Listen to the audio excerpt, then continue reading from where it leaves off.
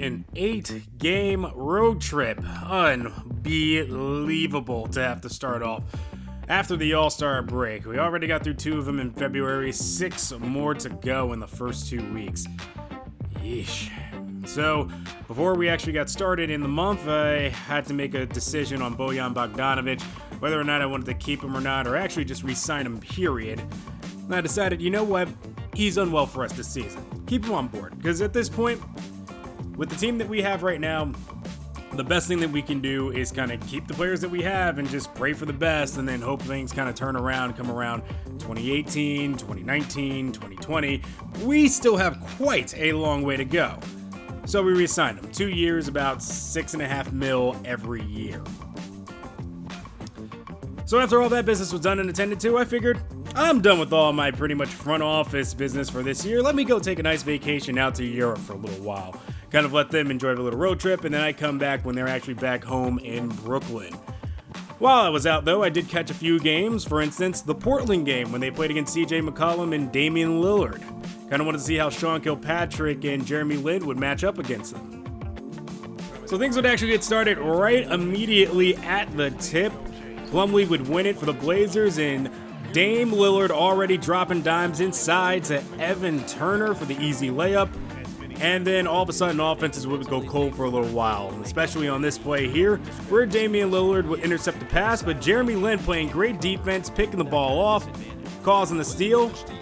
Little alley-oop play there to Brook Lopez. The Brooklyn connection always coming through. Love those two together. Good play there. Later in the first, score 7-5, Brooklyn up by 2, and yeah. It's very evident that Damian Lillard is elite in comparison to Jeremy Lin. Just sped right by him and got the easy bucket. But Jeremy Lin doing a little square up, crossover there, and made one right in front of Lillard. But then Lillard with the step back jumper. Had a foot on the line though, so it only counted for 2. And they just had to go in a little war at each other. Lin trying to drive here. Couldn't find a way inside there, no matter. Found Kilpatrick on the outside for 3, and he nails the corner tray. Midway through the first, Brooklyn up by 2. Missed there by the Blazers, and then McDermott would come back up the floor. Inside feed, Lopez, easy jam inside to go ahead and expand that lead up to 4. Later in the first, Brooklyn still up by 2. McCollum blowing by his man and fighting the traffic inside that Lopez provided to get the 2 there. And then Lin trying to do a little bit of his own there. Couldn't get it past to McDermott, and who kicked it right back out to Lin in the perimeter and nailed the 3. Later in the first, Kilpatrick outside the Lin, getting it back inside the McDermott, banks it off the glass, banks open, and good for deposit. Push the lead to 3. Later, all tied up. Lin on the inbounds play, getting a nice screen to get open on the outside perimeter and shoot and score. Nets would go up by 3 there, but later in the second, they were down 3 as Portland looking to expand their lead here does. Crab hitting the corner jumper there to go up 5. Evan Turner here making his jumper to go up to 7. And then later in the possession, Nets still trying to fight back here as they're only down 3. Kilpatrick drive inside, hanging on with all the contact and everything and hitting the bank jumper there.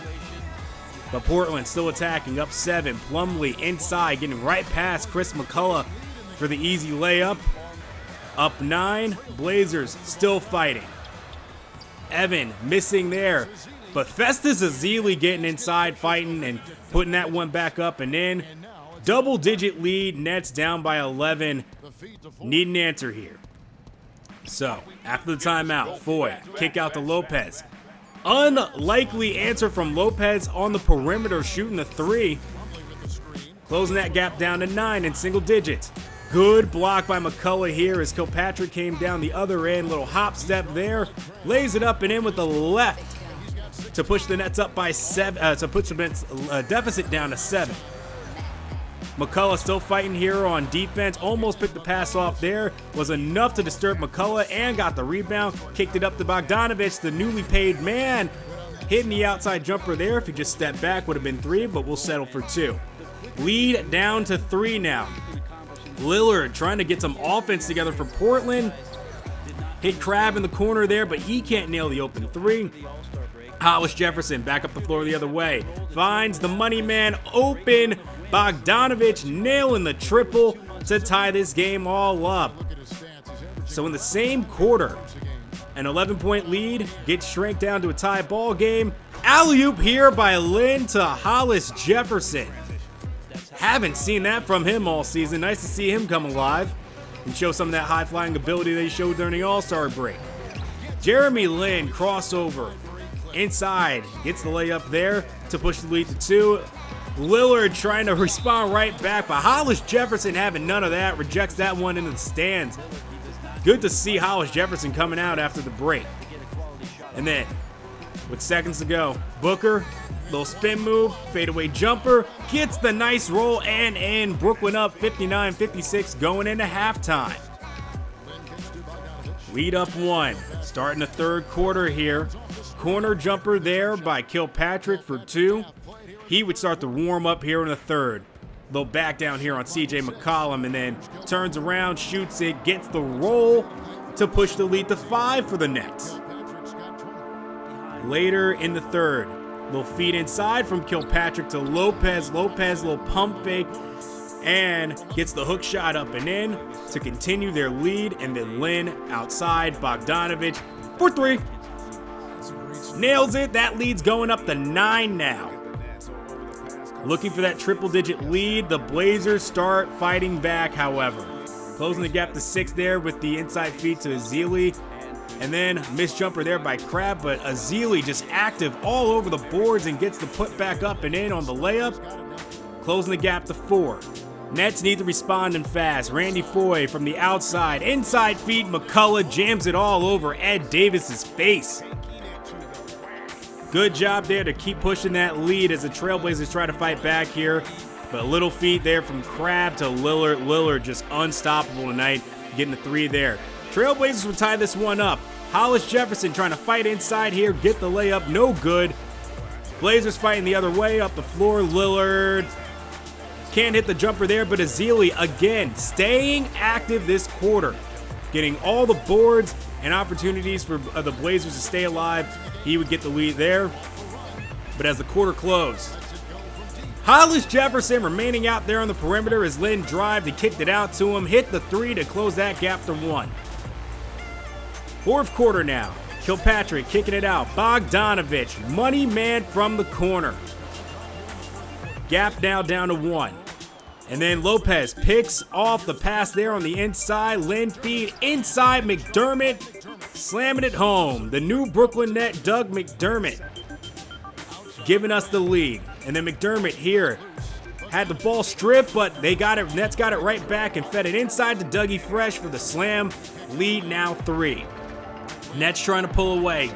Feed from Lynn. Kilpatrick from, well, it looked like a 3, but he had a foot on the line there, so it only counted for 2. Nets would keep fighting, but so would the Blazers as the lead got down to 2. But Kilpatrick taking all the contact and laying it up and in there to push the lead to 4. He would make the basket as well to push it to 5. Later in the fourth, 113-109 Blazers. McCollum gets all of the roll and bounces that he needed to get that one and close the gap to 2. Trying to go a little pick and roll here with Jeremy Lin and Brook Lopez, but to no avail. Damian Lillard fighting inside, gets the feed to Leonard. Leonard fighting through traffic, laying it up and in. And the Blazers take the lead with under a minute to go. Will we see more heroics here by Jeremy Lin? He kicked it out to Lopez. Out to Kilpatrick on the wing. Kilpatrick waiting to make his move, and he settles for a fadeaway 3.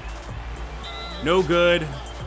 Lillard would get fouled with 12 seconds to go, and it wouldn't make any difference in the rest of the game. Portland wins 124-117. Nets showed some good fight up and down this game. Lillard was just too much to handle, though. 38 points, 4 boards, 6 assists. An absolute force up and down this game. Nets just weren't consistent enough. They let the lead get away from them at points in which it was at double digits in favor of the Blazers. And then the Nets had double digits leads of their own and just didn't fight hard enough to keep it on their side. The best part about traveling over to Europe is actually seeing some nice European programming, especially the English programming, because it's the only language I understand. But while I was out there, I also caught some nice EuroLeague action. I got to see this point guard that they've been talking about early in the season, Marcel Dupree. He is an absolute magician on the court. But they figured that this would be his toughest matchup because he was going up against another point guard to play for B-Rose called Matthias Meminger, I guess that's his name. He's a 6'7" point guard, and they figured the length would be a difficulty for Dupree. Didn't matter to him. He shot with such confidence during this game. I remember he shot 1 3 and turned around before the ball even went in. Loves shooting from that free throw line area, the high post. And more than anything, he loves making magic on the court. He just passes with such ease. He makes plays look so easy. He gets guys open. He finds the open man at all times.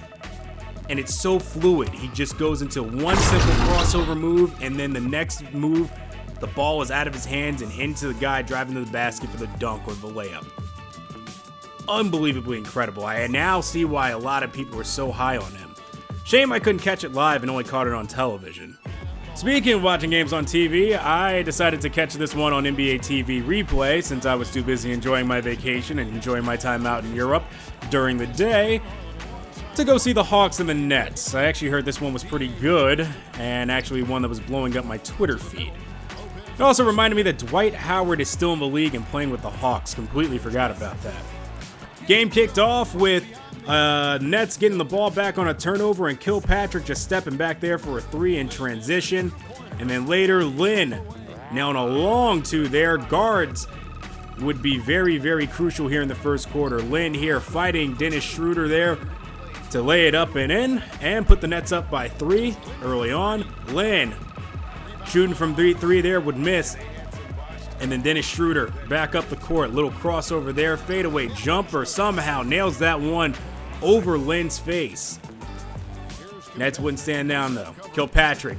Pick and roll from Lopez. Or that was McDermott, and just drove inside with a huge tomahawk slam. And then Lynn crossover. Blowing right past Dennis Schroeder for the easy layup. Nets going up 5. Later, Kilpatrick drives right past Corver, lays it up and in after getting the roll to push that lead back up to 5, 15-10 Nets.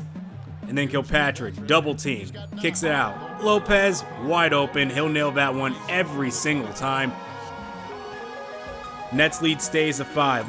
Nets lead still up to 5. Inside feed there from Lynn to Booker for the easy slam off the pick and roll. And then with seconds remaining in the first, Chris Humphries nailing the 3 for the Hawks to close that gap, but no matter. Rondae Hollis-Jefferson driving. Little floater jumper there, can't hit it, but put back up and in by Trevor Booker at the end of the quarter. 27-23 Nets going into the second. Got a block there. Randy Foye back up the way inside from McCullough to Scola. Had to turn around there because it was a little awkward. 360 jumper there to put the Nets up by 6. And then the Hawks would go cold, but Kilpatrick would get hot. Off the pick from McCullough to drive inside. Kilpatrick two-hand nasty reverse slam there. Nets up 31-23. Howard, little spin move there. 5 minutes into the quarter, the Atlanta Hawks finally score. Later in the second, 33-27. Hawks now trying to fight back in it after going so cold with the Millsap 3 in the corner. But the Nets will put an end to that. McDermott just faced up Humphries and found an easy lane. Laid it up with his left hand there. And then Jeremy Lin picks off the pass. Easy layup feed to McCullough, jamming it home with 2 hands. Nice and easy, nothing too fancy. Nets go up by 5. Later in the second, Lin gets the pick. Easy feed to McCullough. Stand-in reverse dunk. Not showing off too much, McCullough, in this game. Didn't get too many highlights from him overall during the series, actually. And then Hollis-Jefferson continuing to show that he actually can produce thus far late in the season.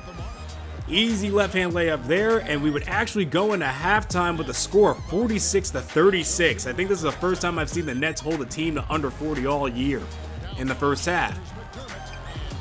And Kilpatrick continued his dominance. A little bounce pass there inside to McDermott to get him the easy 2. And then McDermott outside, this time returning a favor for Kilpatrick. Pick and roll! Statue of Liberty dunk there from Kilpatrick. Left-hand finish. Nets up by 9. Kilpatrick saving the ball there. Kick out to McDermott. Kick out to Brook Lopez there on the perimeter. It was only a 2-pointer though. Nets going up by double digits nonetheless. Randy Foye picking off the pass here. Fast break to Scola. 2-hand finish. Nets staying on top here. Later in the third, Nets up by 9, 66-57. Humphries again, same spot that he hit it from the first quarter there to help close that gap. Nets only up 6 now. Hollis Jefferson backing down though. Lay up and in to push that gap back up to 8. But Atlanta would fight back as the gap closed to 3 here in the fourth quarter. But they got the feed inside the McCullough here for the layup. Nice teamwork by Lopez there to get him the assist and see him open.